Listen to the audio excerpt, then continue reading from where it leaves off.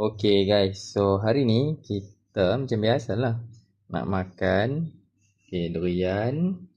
Nasi kita ada tabur sikit gula dengan air garam. So jom kita makan. So ambil lah kan. Ambil durian. Ambil durian. And then ambil ni air garam. Kita tuang. Tuang dalam ni.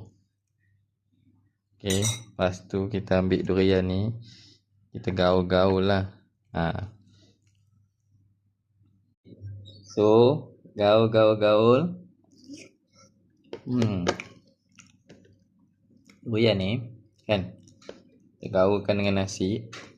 Tadi kita ada letak gula tadi tau. Letak gula, letak air garam.